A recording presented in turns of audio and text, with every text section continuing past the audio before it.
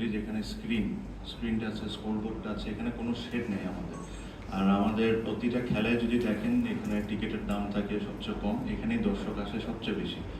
আর এই গরমে বলেন ওরা প্রচণ্ড পরিমাণ কষ্ট পায় রোদের জন্য। সো আমরা ভার্বালি সবাই এগ্রিড করে হয়েছি, যেখানে আমরা একটা ক্যানোপি সেট আপ করে দিব প্রায় 27,000 স্কোয়ার ফিটের মতো। সো এটা স্ক্রিনও আপনারা দেখতে পারবেন। সো বেসিকলি এটা এরকম লাগবে দেখতে।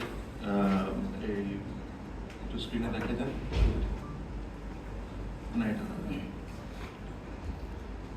হ্যাঁ। সো এরকম পুরো অলমোস্ট 27,000 স্কোয়ার ফিটের মতো পুরো জিনিসটা এই শেডের আন্ডারে এসে যাবে।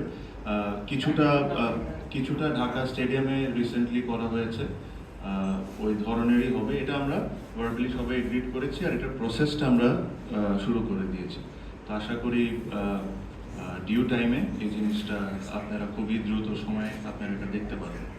এটা ছিল একটা, যেটা আমার কাছে মনে হয় দিস ওয়াজ অ্যাবসলিউটলি নেসেসারি, যে এখানে আমাদের যারা দর্শক, যারা is a massive stakeholder of cricket, ওনাদের কমফর্ট আর সব কিছুর দিকে চিন্তা করে এই জিনিসটা আমরা খুব তাড়াতাড়ি ইনশাল্লাহ প্রসেস সব কিছু যদি ঠিক থাকে শুরু করে দেবো। সেকেন্ডলি